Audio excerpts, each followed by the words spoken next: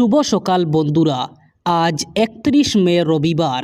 আজকের সকালের বরাক তথা সমগ্র আসামের গুরুত্বপূর্ণ খবরগুলি হলো, এবার রাজ্যের সরকারি কর্মচারীদের জন্য বড় ঘোষণা। 2027 সালের 31 মার্চ পর্যন্ত বন্ধ করা হলো সরকারি কর্মচারীদের বদলি। তবে সব সরকারি কর্মচারীদের জন্য এই নির্দেশিকা নয়। অসম সরকারের পার্সোনেল বিভাগ জারি করেছে এই নির্দেশিকায় বলা হয়েছে, কর্মচারীদের বদলি আগামী 2027 সালের 31 মার্চ পর্যন্ত বন্ধ রাখা হয়েছে। অসমের পার্সোনেল বিভাগ জারি করেছে এই নির্দেশিকা। শুধুমাত্র লোকগণনায় যারা জড়িত থাকবেন ওইসব কর্মচারীদের বদলি বন্ধের নির্দেশ দেওয়া হয়েছে। সকল জেলায়ুক্তের নির্দেশনা জারি করেছে বিভাগ। দেশে আগামী 2 আগস্ট থেকে শুরু হবে লোকগণনা। আগামী 17 আগস্ট থেকে প্রতিটি ঘরে ঘরে গিয়ে গণনাকারীরা পর্যবেক্ষণ করবেন। আগামীকাল থেকে শুরু হবে লোকগণনার প্রশিক্ষণ। ওই প্রশিক্ষণে যে কর্মচারীরা অংশ নেবেন তাদের আগামী 2027 সালের 31 মার্চ পর্যন্ত বদলি বন্ধ ঘোষণা করা হয়েছে।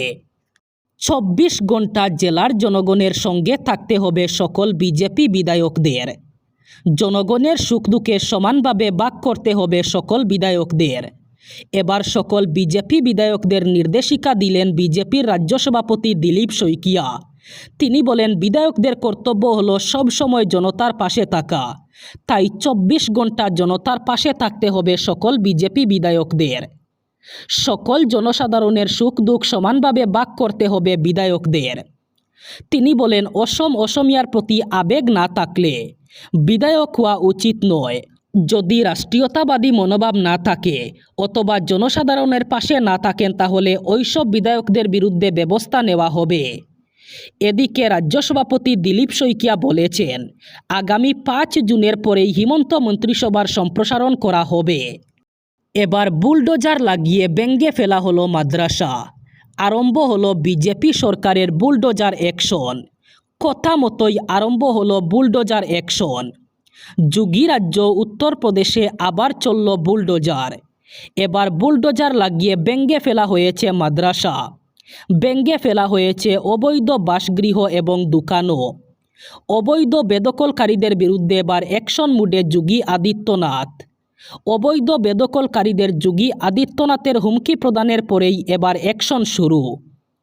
সকাল সকাল অবৈধ মাদ্রাসায় যোগী প্রশাসনের বুলডোজার অ্যাকশন। একদিকে মুখ্যমন্ত্রী যোগী আদিত্যনাথের দমক আর অন্যদিকে অবৈধ নির্মাণ কাজে বুলডোজার অ্যাকশন। গরিব দুঃখীদের মানুষের জমি কেউ দখল করতে পারবেন না। গুন্ডা মাফিয়া বেদখলকারীদের এবার হুঙ্কার দিলেন যোগী আদিত্যনাথ। উত্তরপ্রদেশের বাহরেইচ এবং আলিগড়ে বৃহৎ বুলডোজার অ্যাকশন চালিয়েছে প্রশাসন।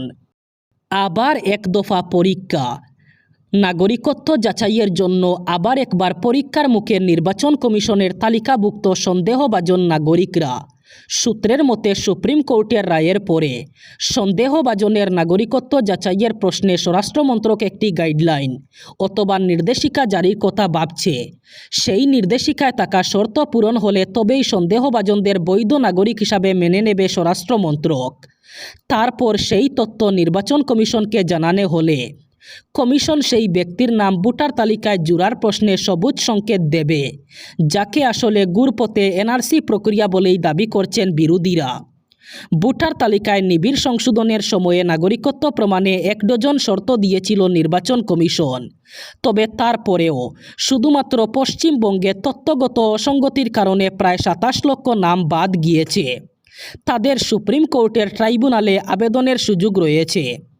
এদের মধ্যে যারা ট্রাইব্যুনালে ছাড়পত্র পেয়ে যাবেন তাদের বাদ দিয়ে বাকিদের আবার নাগরিকত্ব যাচাইয়ের প্রক্রিয়ায় যোগ দিতে হবে, যাকে এনআরসি প্রক্রিয়া বলেই দাবি করছেন বিরোধীরা। পশ্চিমবঙ্গে বিধানসভা নির্বাচনের ফলাফল ঘোষণার পর এই প্রথমবার রাস্তায় নামছেন সে রাজ্যের প্রাক্তন মুখ্যমন্ত্রী মমতা ব্যানার্জি। তৃণমূল কংগ্রেস সূত্রে খবর, আগামী 2 জুন ধর্মতলায় ধর্নায় বসছেন তৃণমূল সুপ্রিমো মমতা। তবে এখনও কর্মসূচির অনুমতি মিলেনি।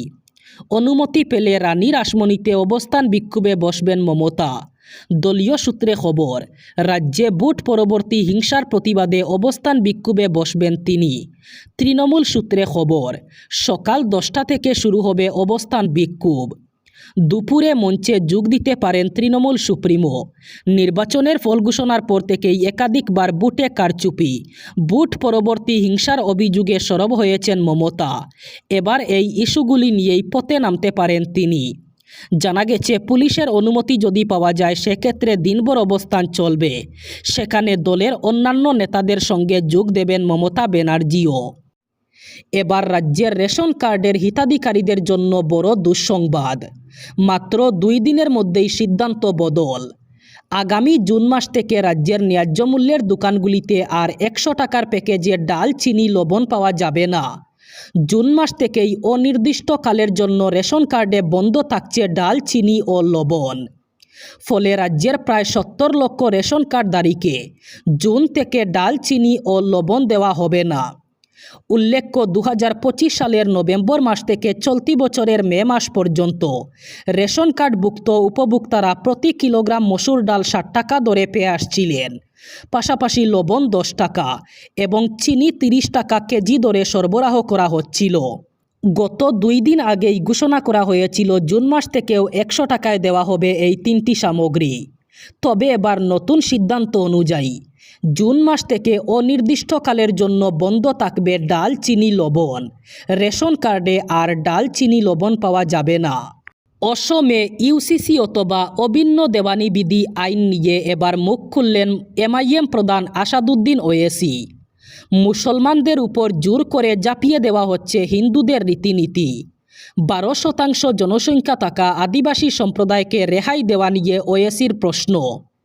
ইউসিসি নিয়ে অসম সরকারের বিরুদ্ধে মন্তব্য করলেন আসাদুদ্দিন ওয়েসি। তিনি বলেন, মুসলমানদের উপর হিন্দু বিবাহের রীতিনীতি চাপিয়ে দেওয়া হচ্ছে। তালাক এবং উত্তরাধিকার নতুন ব্যবস্থায় সংবিধানের অনুচ্ছেদ 25-এর ধর্মীয় স্বাধীনতা খর্ব করার দাবি করেন তিনি। 12% জনসংখ্যা থাকা আদিবাসী সম্প্রদায়কে রেহাই দেওয়ার সপক্ষে ওয়েসির প্রশ্ন। উত্তরাধিকার সম্পর্কীয় নতুন নীতিতে মুসলমানদের ধার্মিক অধিকারের উপর আঘাত আনা হচ্ছে। অসম বিধানসভায় গত 27 মে অভিন্ন দেওয়ানি বিধি অথবা ইউসিসি গৃহীত হওয়াকে কেন্দ্র করে এবার তীব্র প্রতিক্রিয়া জানিয়েছে এসইউসিআই কমিউনিস্ট দল। দলের অসম রাজ্য কমিটির সম্পাদক চন্দ্রলেখা দাস এক প্রেস বিবৃতিতে বলেন, অভিন্ন দেওয়ানি বিধি প্রবর্তন একটি গণতান্ত্রিক প্রক্রিয়া, যা নাগরিকদের সম্মতি এবং সর্বসম্মতির ভিত্তিতে গড়ে ওঠা উচিত। কিন্তু বর্তমান সমাজে এখনও তেমন কোনো অনুকূল পরিস্থিতি তৈরি হয়নি বলে তিনি দাবি করেন। তিনি বলেন, এই ধরনের আইন কার্যকর করার আগে সভা সমাবেশ, আলোচনা এবং গণসচেতনতার মাধ্যমে উপযুক্ত পরিবেশ তৈরি করা প্রয়োজন। মানুষের মধ্যে মতৈক্য গড়ে ওঠার পরেই কেবল এই ধরনের আইন প্রবর্তন করা সম্ভব। তার আগে জোরপূর্বক আইন চাপিয়ে দিলে সমাজে ঐক্যের পরিবর্তে বিভাজন, অবিশ্বাস ও সংঘাত আরও বৃদ্ধি পাবে বলে তিনি আশঙ্কা প্রকাশ করেন।